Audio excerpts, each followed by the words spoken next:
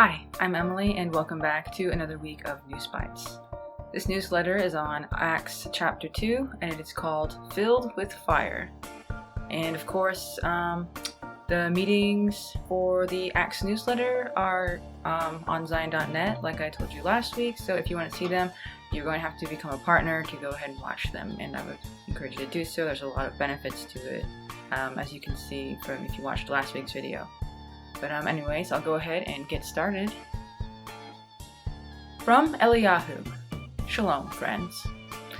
Who will determine the future of mankind? The Creator, Yahweh, has a plan. The world's ruling elite also have a plan. The two plans could not be more different from one another and are, in fact, in complete conflict with one another. The question now facing every individual person on earth is this: which plan will you support? Yahweh's plan or man's plan? Here are broad strokes of man's plan over the next decade or so. Man's plan. This has been underway already, but expect a rapid acceleration in advanced technologies over the next decade or so that will bring on a series of shocks to the human race. The recent and ongoing COVID-19 virus and the shock it is producing in countries around the world well illustrate how entire societies can be forced to accept curtailing of normal human relationships. Even human freedoms can be curtailed for your own safety, including the right to assemble, the right to free speech, the right to travel, and even the right to control one's own person. The norms of virtually the entire global society can be and probably will be completely realigned to accept more control over individual behavior by the authorities than previously held to be acceptable. A series of global techno-shocks like this, in terms of effects and intensifying severity, over a period of a decade or so, will have the vast majority of Earth's population psychologically worn down by the constant stress and fear. By the end of that process, even many of today's die-hard patriots will be more than ready to accept whatever global solution that might promise them peace and security. Techno-shocks of various sorts have been and will be sold to the masses as a case of nature gone mad, but there is nothing wrong with nature.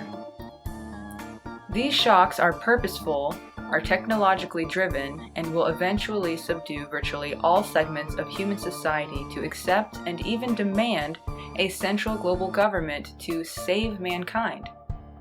Make no mistake, for the world's elite, a global government to bring every individual in the whole world under their control is their bedrock motive.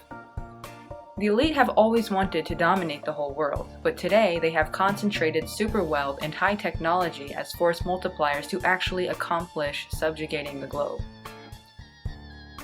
Of course, the important thing is... Actually, let me get into the divine plan first. Here is the essence of that divine plan, for the same time period of the next decade or so. The divine plan. Yahweh is getting out of their way to let them do their thing. Don't let that worry you, though. I just wanted to go ahead and insert what I was going to say right here. Important thing, honestly, real quick. Incline your ear to his voice, and for that you have to learn his voice, how to hear his voice, and stick to him like a child sticks to their father. That's simple. But you just have to make sure he's your complete focus. Okay? That takes every day, every hour, making sure you're focusing on his will, on what he's doing, and making sure you're in step, because one misstep can really cost you a lot. Continuing. Do not let that worry you, though. He knows the end from the beginning and has already factored all of their plans into his plan. Why is he doing things that way? Simply this. The wicked must have their day so that every person can join their rebellion. Or not. You see, despite the worst the evil ones can do, there will be a remnant of righteous people who see through their wicked designs, who, against all odds, decide to be no part of it. Yahweh is raising up a way of escape for those inclined to choose him, rather than the usurpers. He's the creator. This earth is his, not theirs. We owe him our allegiance and our very lives. We don't owe it to them. That's why I call them usurpers. They are presuming to usurp all that belongs to the Creator alone, even the whole world. So, what happens to the minority of people who want to choose him?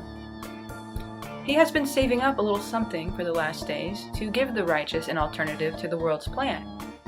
He has saved up the remnant of Israel for this very hour. Although we are presently scattered throughout all the countries of the world, he is forming us into a single nation. Soon, he will act to bring all of us into unity as his nation under the banner of Yeshua Messiah. I'm talking about a single, unified people under his command. He's organizing us together and will lead us together as a united people into the place of safety he has prepared in our promised land, and he will protect us there. He will show himself to be so great in the midst of his newly reconstructed nation that every person in the world will see it and be amazed. How could you not? While the righteous will rush to join us, the wicked will try to destroy us. What's new? How will we stand against the whole wicked world? We will be filled with fire, holy fire. Holy fire that will impart to us gifts and abilities especially designed to empower us with all that we need to survive, to thrive, and to overcome. We will need all of that for the final harvest of the earth before our Messiah Yeshua returns to assert the rights of his kingdom over the earth, to put his righteous rule into effect everywhere. Finally, we shall have righteous government restoring the earth and everyone and everything on it. Let your kingdom come, your will be done, on earth as it is in heaven. And if you want to know more about being filled with fire for the days ahead, and why the church did not start on Pentecost, you can watch that meeting filled with fire at the Zion.net website. And of course, the links will be below, and the link to the newsletter will be below. And I don't really have many comments, so if you liked this newsletter, go ahead and leave a like, subscribe, and I'll see you next week.